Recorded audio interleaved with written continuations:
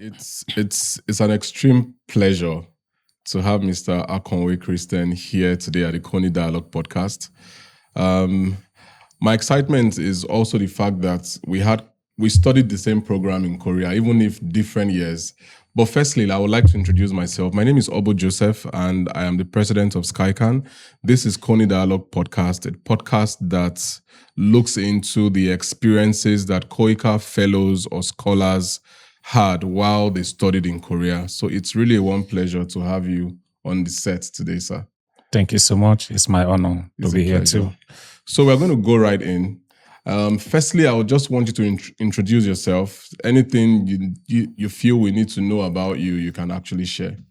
Yes. Thank you for having me in this section. It's a pleasure to belong to the SkyCan family. Wow. My name is Akonwe Christian. I am from Edo State. Yeah. I work with Federal College of Complementary and Alternative Medicine. It's a parastatal under Federal Ministry of Health. Wow. And basically, the agency is into complementary and alternative medical practitioner, a complementary to orthodox medicine. Oh, wow. Where you have naturopathy, you have osteopathy, you have naturopathy, and so many other things. Let me know. All the things you are mentioning. Let me not go into details here. But basically, Federal College of Complementary and Alternative Medicine, they are into complementary and alternative medicine. If you go to countries like Sri Lanka, Japan, India, a lot of people, when their AMS negates kind of the orthodox medicine, they see the traditional medicine. Wow. Traditional medicine is equally a part of complementary and alternative medicine. So it has been a very wonderful time. Let's leave it for there for now. All right. Yeah. So very quickly, I would like to know, how did you get to be selected to be part of the Nigerian contingent that were trained in Korea by KOICA? What was that experience like? Or if you can give us the formalities around it. Yes. First of all, I want to commend the Nigerian representative in KOICA office here. Yes. When I heard about it, I informed somebody that a program like this, I'll be so much interested in being partaker of that program. And he said, okay, if opportunity arises, he will let me know. Okay. The opportunity came, and I made myself available, and luckily, wow, I was selected. Wow, that's really nice. So we're going to dive right into your Korean experience. So I want to take you through from Nnamdi Azikiwe International Airport to the airport in Addis Ababa. I'm sure you must have gone through Ethiopia. Yes. Then from Addis Ababa, you are flying through the mountains and all that. You cross into Asia. All of a sudden, you land in Incheon Airport. Can you describe your first experience? What was it like, being in Korea for the very first time? Honestly, it's an experience I would look into. And at the same time, that equally went beyond my imagination. Wow. Taking off here, we landed in Ethiopia, roughly about 5 to 6 hours. And then you get there, you discover that things are very organized. Sit down in less than an hour. We checked in and we headed to South Korea. And I couldn't imagine myself staying in the air for 12 hours. Well, you in the aircraft, you take your breakfast, you take your lunch, you take your dinner, and you are still in the air far away. And sometimes you discover that you're flying above some altitude, very cool. I imagine, say, wow, we must be flying across a very large ocean, a large body of water. It was cool. And Basically, it was a very good experience. The air hostess were very friendly. Sometimes you just stand up in the aircraft, walk about, go to the kitchen, request for a cup of coffee at no stress. Hand a cup of coffee to you, you come back, and it's as if you're just walking from your city room to the bedroom and then moving around. It was very, very fantastic experience. And I look forward to having that experience again. Yes, sir. So upon landing in Korea, like, can you just describe like what it was like from alighting from the aircraft, then checking through immigration, then finally meeting up with the KOICA team at the airport? Yes, immediately we landed. Everything is digital. The information you have on your passport is already in their system. Went straight to the immigration point. Look at your passport straight away. There were no hitches. Yeah. The immigrations were very friendly. And we were 3 that represented Nigeria in that program. And when we got there, where are you from? This is where we are. What are you coming to do? They just look at you, stamp your ticket, win. And then right at the exit gate of the airport, the KOICA team boss is already waiting. Very friendly man. Having a banner like this, KOICA team, teach that and all. And wow, it was a well-planned thing, very organized. There were no hitches, no error, no mistakes. And then from the airport, we headed straight to the hotel. All right. Sir. And then you handed over your accommodation and your room. So that's how the experience began. Wow, really, really, really nice. So for me, while I traveled to Korea, I actually was in Korea about 12 years ago. Then I traveled about 2 years ago. And for me, the difference was entirely clear. A lot of sky-rise buildings that were not there at that time had already emanated. So I just want to learn from you in terms of the infrastructural development in Korea. How do you think we can move from where we are currently? Like for every Nigerian, Korea is like an aspiration. We're aspiring, one day Nigeria will be A, B, C, D, E. Can you give that a timeline? Can you say in the next 10 years, Nigeria can catch up with Korea, or in the next 5 years? Do you? Or in the next 12 months, You see, when I got to Korea, wow, the experience was totally different. Let me start from one side. There was a day I had a spill on the floor. Yes. So I just took some tissue paper, rolled it, soaked it, and put it inside my toilet. I flushed and it got blocked. Wow. It was blocked. So what do? I have to open the water tank and then find a way of stopping water from going inside. Yeah. Because it was almost overflowing. So I left it. I went to the reception. I was going for my breakfast. I said, okay, I had a problem with my toilet. What room? I gave them the room number. And I'm sure I didn't spend up to like 30 minutes in the breakfast session. I went back. Before I got there, it was fixed. Wow. Now, I will imagine if it is our own case. Yeah. You first of all go and you call the man, you tell you I'm a massacre. There is hold up on the way. And then it could remain there for a couple of days without being fixed. Unattended to. And now it's as if then you are doing them a favor. Any services that are being rendered to you in Nigeria, with all respect, it's as if they are doing you a favor. Yeah. Not knowing that the favor is being mutual. Yeah. It's symbiotic. Yes, sir. Now, living there, talking of how when Nigeria will get to that place, you see, like I said, a new Nigeria starts with you and I. Yeah, definitely. You will imagine I had a copper one day. I was trying to ask him, I said, young man, what will happen if you are given opportunity to be a president for 1 week? What will you do? He said, bros, what will you do? What will I do? Just to pack money and go. Wow. And you see that this seed of discord. Wow. This seed of discord had been sown into a younger generations. For us to get to where Korea is now, if I say it's 20 years, I may be exaggerating. 20 years' time, it's too early. Oh. Because if you go there, people are selfless. Their mindset is not centered on wealth. It's not centered on material acquisition. How do I impact lives? An average Nigerian look at you and think, how do I scam this guy now? How do I scam this person? But I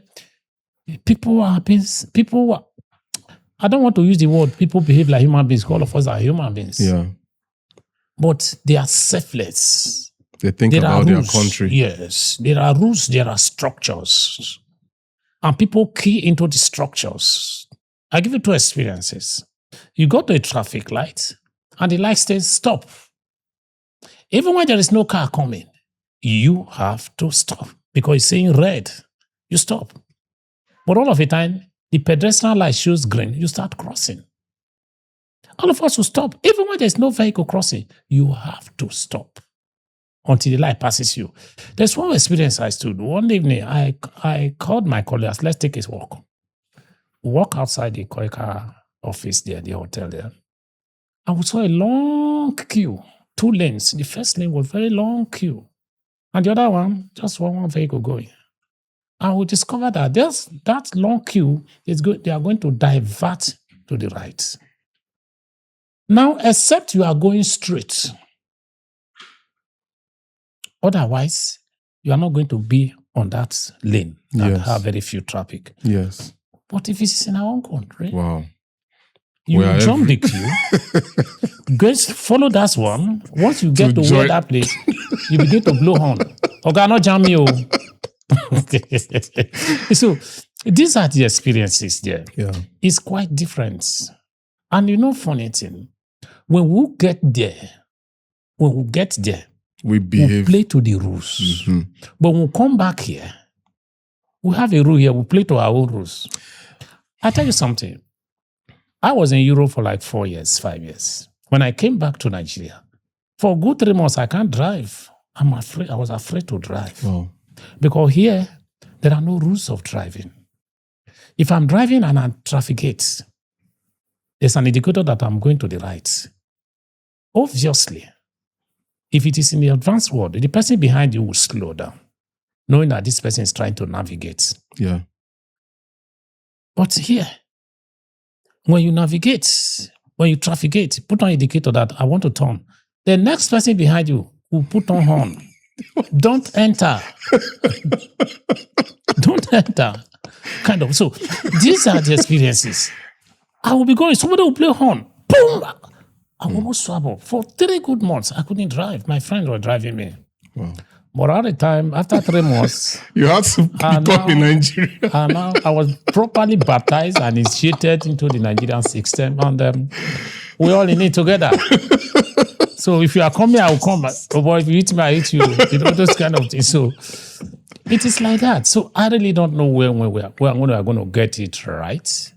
Is it from our children? Is it? But for this generation, with all respect, it will be difficult. Because I told them that, dear, people behave like human beings. And you know what? We have the theoretical ability of what it takes for us to behave like them. But when they come to practical application of it, nobody is interested. You know why? Because money is not coming out of it. Everything in Nigeria centers around. Yes. And what do you look money for? I remember those years I was in Europe.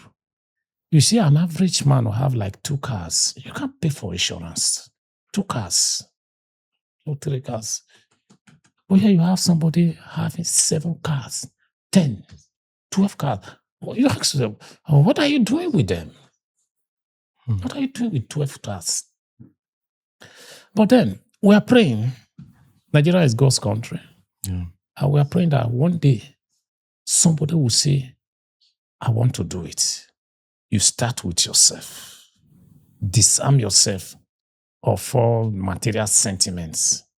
Let me pay the price. who that person is, and when that person will come, will determine when Nigeria will get close to Korea. Wow. But until then, we're beginning to manage ourselves, where we find ourselves, where we are, and where we want to be.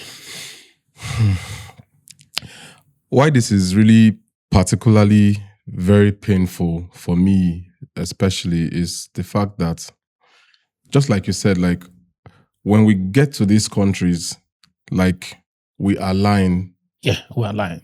We align. When you begin to cross the Atlantic Ocean, when people are coming back to Africa, coming back to Nigeria, it looks like there's another spirit in the air. Okay, I'll tell you one experience. When we came back from the airport in Abuja, only one immigration officer was checking the numerous passengers coming down. I said, Madam, how can you only be on duty? Others have not come. I can't. You imagine, Sky, am I back to this place again? Oh. Others have not come. You are on duty, and you are supposed to be on duty. Aircrafts are landing, passengers are checking out. For you to check out only one person, how would we get it right? And if, for instance, you decide to take up that person, he has a godfather. We must do away, find a means of abolishing godfatherism. Oh. You discipline somebody, you tell you have somebody at the top. You beat traffic light now, a traffic officer holds you. The next thing he calls you. Hello, I'm at the checkpoint here, and who is giving the phone? Officer, leave in. It's my person. It's okay. How do we get it right? It will be difficult. I told somebody something one day. I said, assuming I'm a police officer, and there is that will to execute your job. Somebody is running one way. I see that a lot these days. It's almost a very normal thing. When you are running one way, yeah, they will apprehend your vehicle. In Nyanya, they will tell you to go to Abaji, where you pay with a customized teller. And what is the fine? 500 naira. And when you get to Abaji, they will tell you there's no network. You will queue there for like 3 days, and they'll give you 7 days. When you finish paying Abaji, they will tell you, take your ticket to Suleja. Go and change it to receipt. When you finish, it's okay. Have you changed to receipt? It's okay. Change that receipt, take it to Kefi. Go and collect clearance. When you finish that, go to Karishi. Go and collect the final approval letter. When you finish that, go to Gwagwalada to collect your car. And at the point of... Like, is that for real? No. Or hypothetical? Yes. Oh, because I was almost very scared. And then when you get to Gwagwalada, they will have to check your car, whether it's roadworthy. If it fails below 50%, you have 1 week to fix your car, otherwise they will auction it. I bet you, nobody will do one way. If we had that kind of punitive system. Strict system. Or you're doing one way, police officer says, okay, you know what? No fine, nothing. Just stay with me for 3 hours. Can I have your key? You collect the key and stay. The person stay with you for 3 hours. After 3 hours, thank you so much. Have a nice day. Take your key. If you are sleeping and you dream that you are doing one way, you jump off and plead the blood of Jesus if you are a Christian. So, people need rules. They will power to execute those rules. It's not as if there are no laws, there are no rules. But the execution is weak because, in quotes, I know somebody upstairs. Wow, this is really a case of we need to start really having these conversations around that whole nationalistic mindset transformation. Yeah. I personally believe that Nigeria is at that point where if we don't deal with the mental aspect of it, like people have to have a reason again to necessarily believe in their country, believe in the fact that we are also to participate in making this country what it's supposed to be. In believing in your country, you have to make sure that the rules that are made are workable rules. The rules are being abided.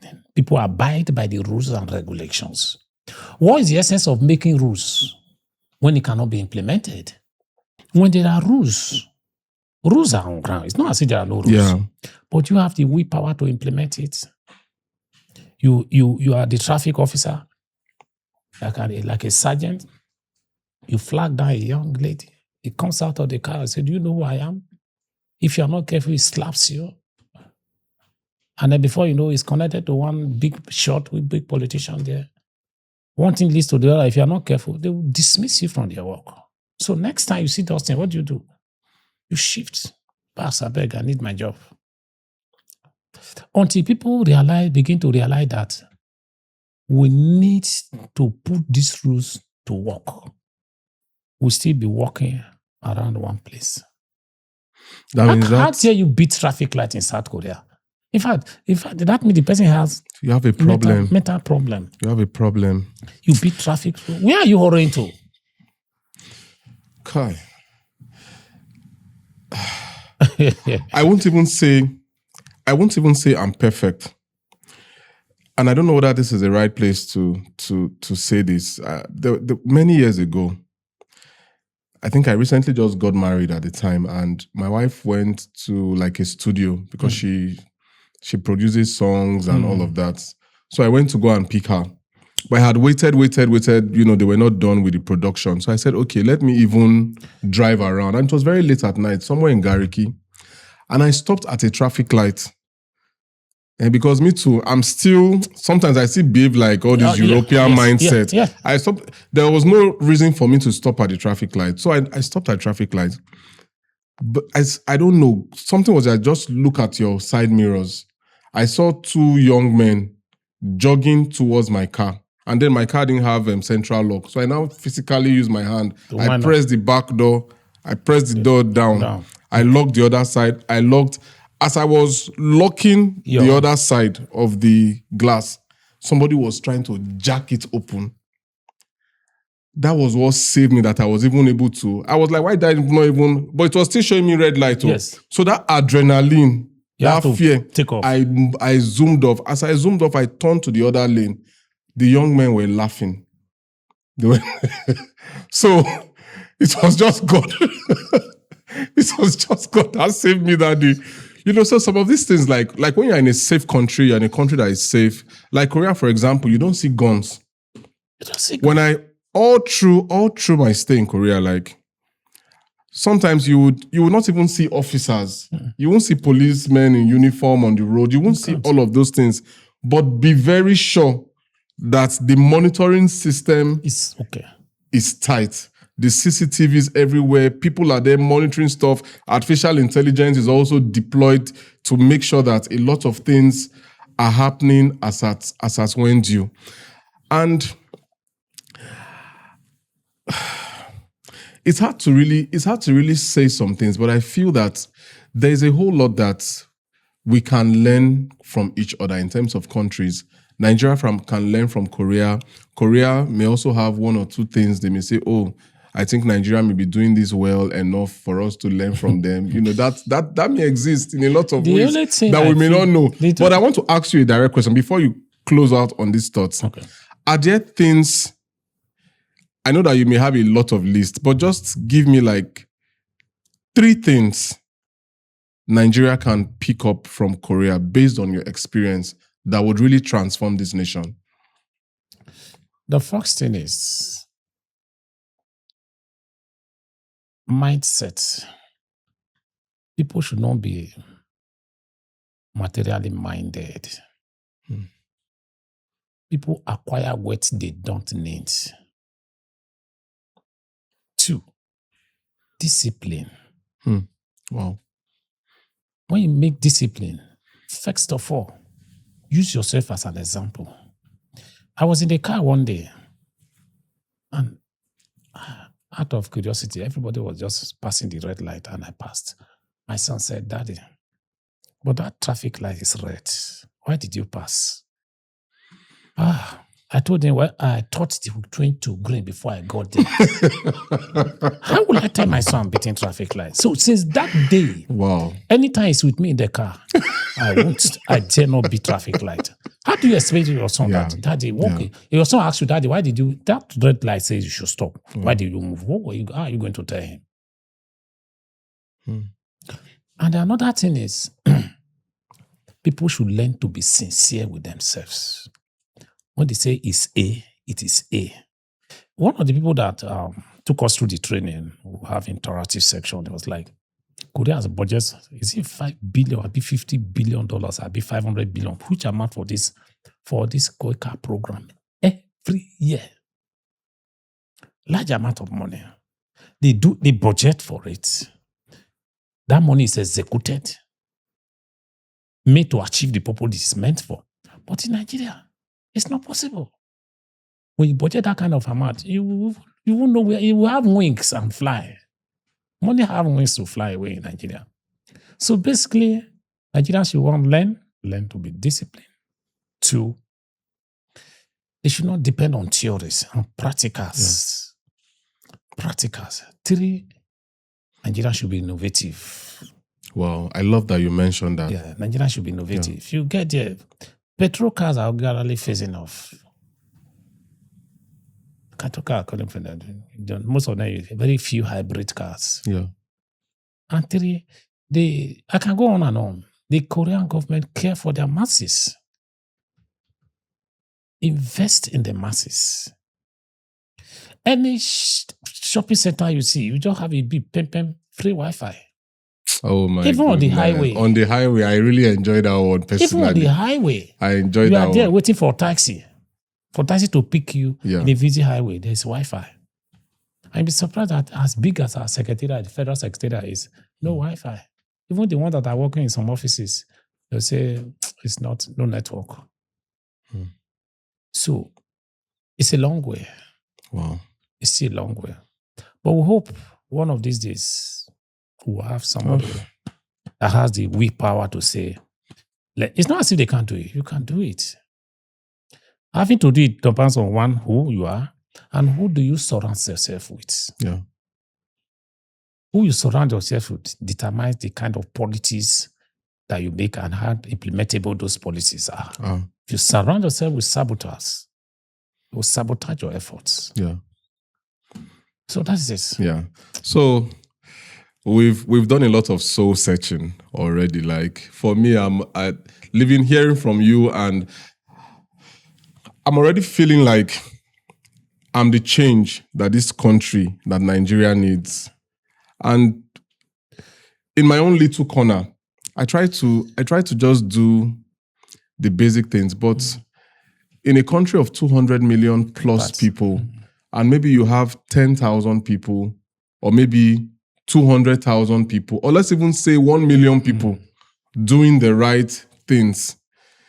But if we can step up the systems, if we have systems enforcing the right things, and those systems themselves, those systems being the right systems, enforcing the right outcomes, I feel that that's only when we can really get a lot of things right. Because much of the time, it's also a leadership question, because people will say things like everything rises and falls on leadership. And like one of my mentors would say, he would say that leadership first starts with self-leadership. So we must get to a point where, as a Nigerian citizen, we are able to self-lead. Like we were driving on our way today, and, this whole thing of being on the road, because when you're on the road at times, you can tell the psyche of a country, the way people drive. It's one of the easiest metrics that you can use to know, okay, is this country, what's the mindset of these people? You see everybody's in a hurry, a little space somewhere, like 5 cars want to go at once on. Let me tell you why that.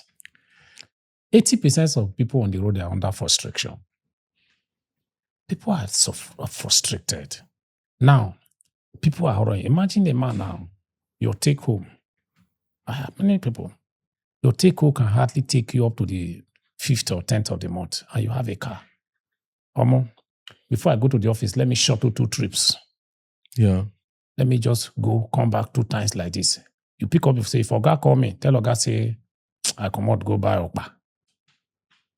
And then you are going to maximize that 2 hours before you get to the office. You don't care whether you beat traffic lights. You don't care whether you run into somebody's front, because you have a target. You have a target. And so all these things, like you said, centers on leadership. Does the leaders care? What's the take home? How are people coping?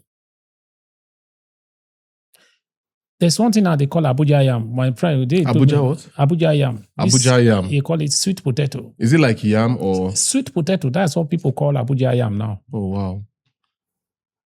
Is it cheap? How is it cheap? It's cheaper than yam.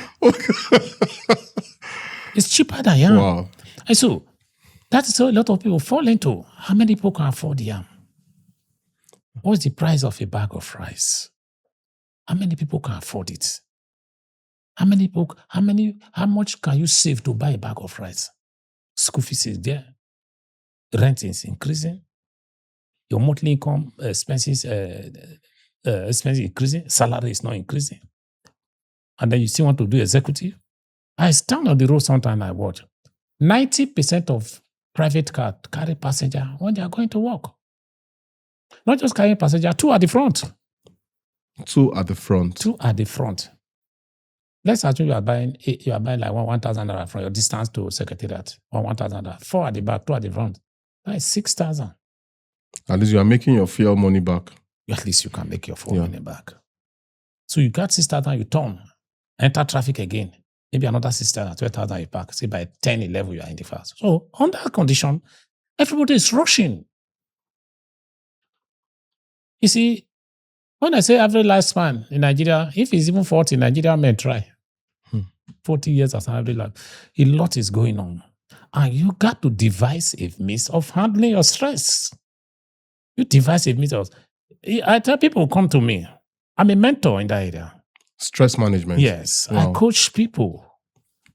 I coach stress management. Manage yourself. You don't flow with the stress. You don't flow with the trend of hardship. I think you should dwell on that for like a couple of minutes. Let's even... Yeah. You don't flow with the trend of difficulties. Yeah. You draw a mindset. Number one, nothing is permanent. Every day counts its own challenge. And the challenge of each day, you cannot exhaust it. There's already a carryover from the previous day. You add it to this own. And then, at the end of the day, how do you cope with it? You shake them off. How do you shake stress off? Good. Shaking stress off, number one. Think of what you will gain, what you will lose as a result, or what is the implication of what you are thinking of. Yeah. Let me break it down. You are thinking of how to pay your rent. Then too much thinking, you begin to get headache. And if care is not taken, your blood pressure begins to rise and all those things. At the end of the day, the money for the house rent will come. But the impact of the thinking remains with you for a longer time. Yeah. Happiness is a choice. You choose to be happy. Nobody, no situation, no circumstances can decide or can dictate your happiness. I called my wife. I said, you see, I choose to be happy. Irrespective of what you do, I decide to be happy. If you center your happiness around situations, circumstances, or individuals, your name is Oyo on your own. How do you decide your happiness? You sit down now. You want to be happy.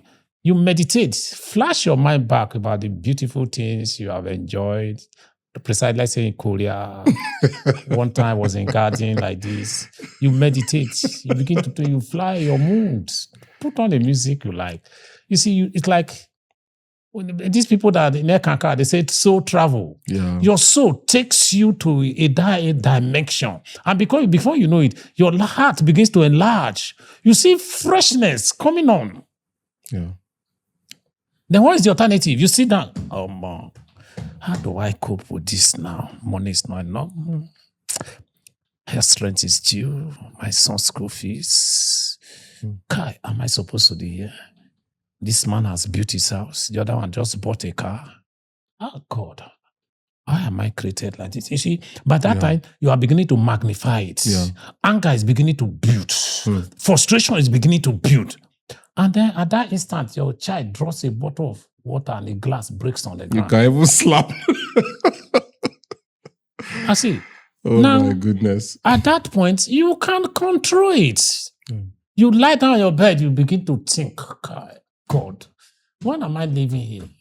That is one. Two, live a life of appreciation. The position you are and your condition you are is a prayer point for somebody. Yeah. You see, sometimes people downplay on God's mercies. People downplay on their achievements. You know why you think you are not doing well? You compare yourself to others. Yeah. Compare yourself to yourself. Compare yourself to yourself. Or someone. The type of TV you are using in your house now, is it the TV you were using 12 years ago? The first time you bought a car, is it the first car you bought that you are still using now? You must have changed your car like 2 or 3 times. And if you are changing your car, are you going up or you are going down? You are upgrading. Compare yourself to yourself. You discover, well, I am doing well. But it's only when you compare yourself to others, you feel, I am not doing enough. Why have God? Live a life of appreciation. I tell people, 3 things will format your mentality. Yeah. 3 places format your mentality. Number 1, go to cemetery. Yeah. If you go to cemetery, you see people with PhDs, people with masters, doctors. Age there is it has no excuse. Yeah. 18, 12, 3, 6 months, 3 days old. You have them all over. And then when you go there, you see people. These were human beings that was walking like you. Another place is to go to emergency session in the hospital. You are thinking of changing cars. You are thinking of how to change this suit. This shoe I have worn it for a very long time. Some people are just saying, God, can you just give me a second chance? Can you just give me a second chance? Yeah. Then the 3rd place you have to go to the prison. People are being castrated for offenses they did not commit. This is the person. You will argue and argue and argue and argue. And at the end of the day, there's nobody to defend you. Wow. You are being castrated there. You put you in prison, no trial, no dating for years. Those are human beings like you. So when you make yourselves available to these areas, when you come back home, your mind, you have a fresh orientation. In computer, I say you format your mentality. Your mentality will be formatted. Your orientation, your disposition to life will change. Yeah. So being happy, I said, tell people, me, I'm a happy man. Well, that's, in fact, I've actually picked. In fact, I used to have one of my bosses then.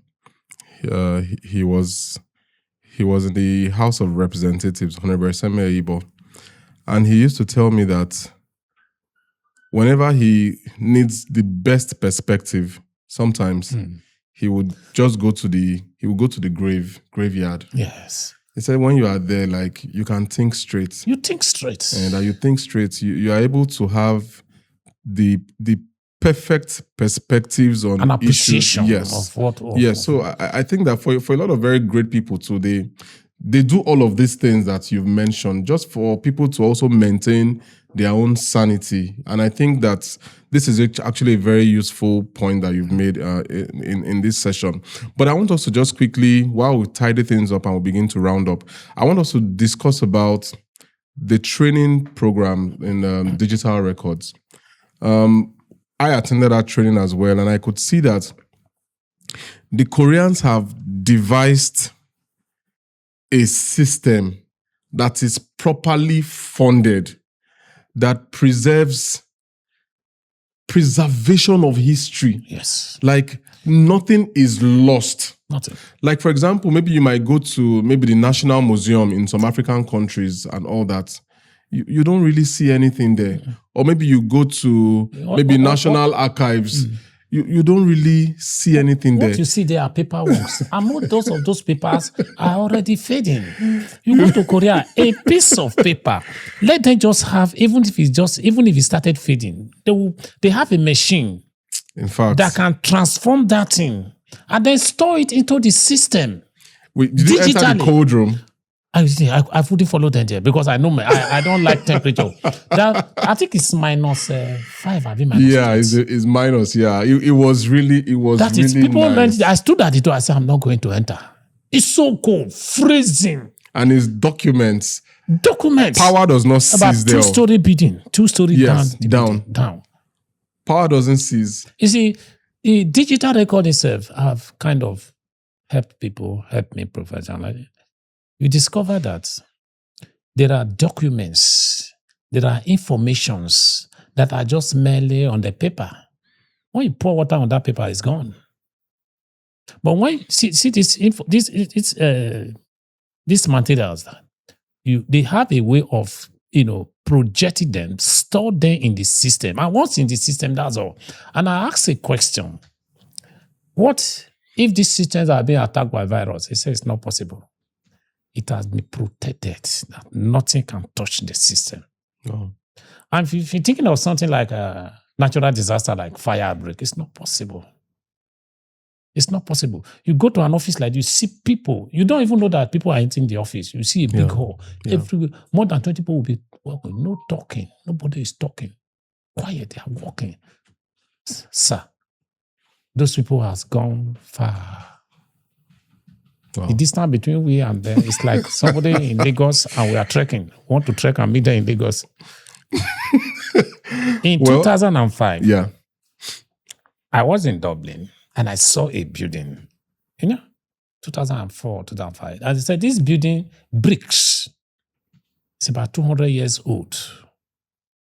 And then I reasoned myself, which means as far back as 200 years ago, the white men have started using bricks. Now, those people you want Waka go meet, how you want to meet them now? You can meet them, they are far ahead. And with the current trend of things, Nigeria is too politically minded. Those days, they say, what do? You do a profession. Now, people print complimentary cards. What do? They say, I'm a politician. Politics have become a profession. Have you ever asked why a lot of people want to kill, to maim, to do anything, to go into politics? That's a question for another time. Yeah. So this one is actually on my mind, and I'm thinking, and I would like you to just address this the best way you know how. How does preserving our history? I know that right now we're already creating history for another generation, but how does preserving our history contribute to national development? Why is it important for us to have the right historical perspective and for us to preserve that historical perspective? And how does that tie into national development? You see, if Korea have decided to monetize their archives. Oh my God. If Korea decided to commercialize their archives, do you know how many millions and billions of dollars people will go there to say, make it a tourist center? Yeah. They will make billions. So I say, that's already contributing to the development of the nation. Has been passed down to generations. So if you preserve, if you don't know where you are coming from, you can't determine where you are going. If you find a way of preserving our history, and our generations are coming to say, okay, this was where we are coming from, then they will have a future. But if you don't know where you are coming from, if there are no history to be left behind for generation, then there is no future for them. Have you been to the Nigerian archives? As in, do you know what goes on there? I have not been there. It's really be nice to know what happens and to know how. Yes, it's one of my things I'm planning to do. It's nice to know, like, do we have that kind of a system? Because when I visited the Korean archives, you one thing is already sure. Power cannot go off in that building. Solar, power generator, and in fact, they even explain like the backup systems. Yes, backup. Let's say there's a line failure. backup to the backup And the to the office is backup. not centered in one place. They have some sub-offices. Yeah. So that even if anything happened to one particular office, there's already a backup from other Yeah. substations. So it's So possible. it will really be nice to see how that we can learn from the experiences of countries that have gone through the challenges that we are currently facing. Because truth be told, Korea used to be a very poor country, extremely poor. A country so poor that even for them to drink milk, they had to rely on other countries To drink for survival, for the most basic of things. But after they got to that point where they said, oh, we need to fix Korea, Koreans now, the government would send people to other countries to go and work. Now, that is why you see, get it now, governments. Yes, That is those people work, they send their income back home. to the country to develop their country. So for me, that thing is really more than even being in a country. It has to do with the mindset. And somebody must have sold a vision that was so clear enough to the people for them to understand and for them to key into. Because if I ask you now, what is Nigeria's vision? Do you have an idea of that? How will you know Nigerians' vision? The vision is in the hand of the politicians and the leaders. And now let me tell you something. Yeah. You know, the difference between we and an average white man in which Korea is inclusive. People are interested in making names, not money. You see a white man, he will spend like 15, 20 years running documentary about ants. He's not interested in the money. Ants, how they move, where they go to, their system, their production, the production processes, and everything. And at the end of the day, he's fulfilled, even if he spent his whole life studying ants or flies. But here, everything is materialistic.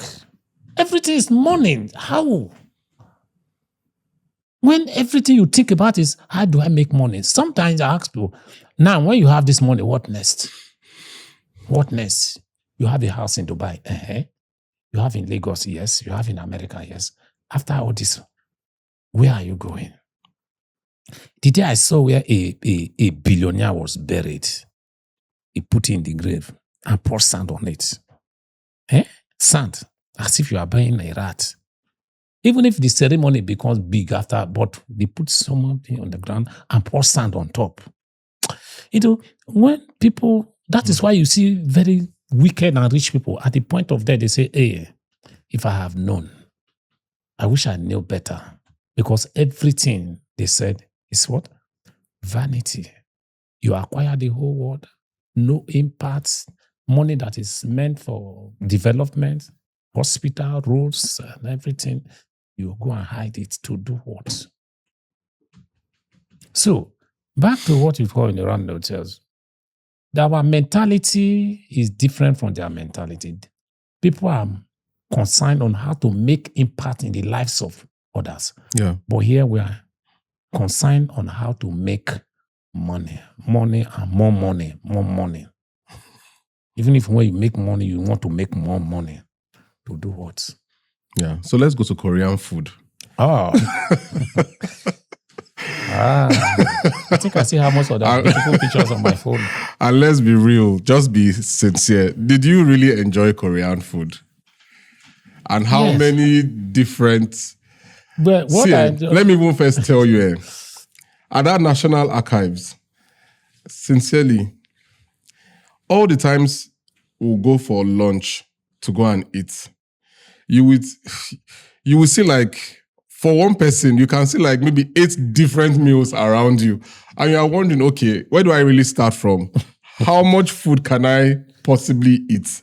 And all that. But were you at home with the food, like generally? Like, did you really like it? Yes. Or you were still thinking of eba or pounded? I'm very adventurous. I am very adventurous. Yeah. I want to test it. Sometimes the very hot one, the chili one, very pepperish one, I avoid those ones. The one that is equally very sugary, I avoid them. So just taste them. Their dishes are nice. The one I really enjoy most is the one they serve in the hotel where you do your breakfasts. Okay, that's at the Koika Hotel. Yeah. The breakfast there. and their lunch and their dinner. And that place, if you're not careful, you can add 10 kg in less than... I'm looking for kg. I don't see kg. So that was beautiful. Besides that, it's good to try some other things outside your dish, and as long as your system can take it, yes, their food are wonderful. And sometimes I imagine that most of these leaves are things you can just pick on our road farm. Yeah, and then beat it. But then I think we are losing out on that really, because a lot of people, dishes they are very wonderful, and sometimes I imagine you having like 8-10 plates just in your front. How many are you picking? You can't really. I was even at some point like. And the funniest thing of being one thing, funny of all, like I am very sensitive to sugar.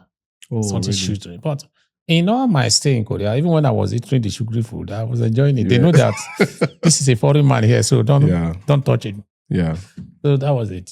So the last thing I want to just hear from you is, let's talk about the Korean work ethics. Yeah. Their work ethics. Like, for me, I just realized that it appears that there is no room for lateness. You know, especially when you have to get on a bus and maybe you are going like an external visit.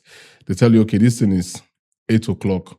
There's no African time. Like, Koreans have been known to be very, I don't want to use the word. I think it's a Western style. Yeah. When I was in Dublin, a bus is coming by 7:05 and it's going to leave there by 7:10. If he comes here by 7:05, when it is 7:10, even if it's only one person inside the bus, it takes off to the next bus stop. Because it's supposed to be in the next bus stop by 7:15. Yeah. By 7:15. And people are already there. He got there, stayed there for like 7:15 to 7:18. It takes off. So if you miss, you're on your own. They are timely. And their work ethics, very disciplined. You see a hall full of people, like I said earlier on. You won't even know that people are even seated in the hall. Everybody is minding their... You won't even hear a voice. It's only when you open the door, you see, people are here. You won't even know. They are committed to their work. And I like it. I like it. I wanted to ask you to give me the Federal Secretariat example, but I will not ask that question because if you compare, don't compare. Okay. Let me know. Don't compare, sir. Let me not say anything about that. We are doing well. We are getting better. Yeah, we are getting better. We are getting to the top of Nigeria. Yes, very soon they will paint the whole secretariat and then put Wi-Fi in every strategic location. Yes, the government is working on that. Yes, and then make sure staff reports by 7:30. Even free lunch in the secretariat. Yes, free lunch. That might be happening soon as well. The government is working towards that. Yeah, so we are really very grateful to the Nigerian government for the partnership that it has created with the Korean government that enables Korea to train Nigerians in Korea. What I'm thinking in the nearest future, it would be nice to also see that Nigeria is also running this kind of a program. Inviting them. You see, Nigeria has a lot to offer. To showcase what we have, because we're actually a very great country. Nigeria is a beautiful country. A great country. Yeah, we're actually a wonderful country. Sincerely, yeah. But the other thing that we have not been able to harness this potential. Or let's say we are in the process of harnessing. Yeah, we are. Nigeria has a lot to offer to South Koreans. We just need to put our hearts together. Yeah, and we'll be able to. So, do you have any final words, really? Yes, all I want to say is it's a good experience, and I will equally look forward to a situation where Nigeria can come up with a program like this, make budgets, and then create an avenue for other countries to come here and be trained in different fields. Yeah. We have what it takes. We have the manpower. We have the skill. Yes, and we have the resources to do so. Yeah, we do if actually. we want to. Yeah. That is it. Wow. Thank you so very much, Mr. Akonwe Christian. It was really a pleasure talking to you. It almost looks like you're a lover of politics. No, somehow. I don't do politics. Okay, no, of course you can't do politics, but let me rephrase. You are a lover of good governance. Yes, I love good governance. So I think that's a better way I don't to... like politics because when you are in politics, you, your wife, your children, your family, you're not safe. But if you give me political appointment, I wouldn't mind. Of course, why not? So thank you so much. It's I just want pleasure. to use this opportunity to thank the Korean government for this opportunity to have this podcast. I want to say a very big thank you to Mr. Kim Unsob, Mr. Lee, and all the Mr. Bake, all the Koika staff here present. It's at their instance that we're actually doing this, and I feel that we look forward to more opportunities to really project Korea, because that's what we are doing. At the same time, we're also projecting Nigeria. We're talking about things that can work. And we're also looking at a means where there will be more collaboration, more visible collaboration between Nigeria and Korea for the interest, or in the interest of the Nigerian people and also the Korean people. So thank you, everyone. Please do like this video, do share, do subscribe. Talk to your friends about it. And if there's anything you feel you want to do with Korea and you need a third party to see how we can guide you through, you can reach out to Skycan. We'll be happy to do that. Thank you very much. Everyone. See you on the next episode, guys. God bless you. Cheers. Bye.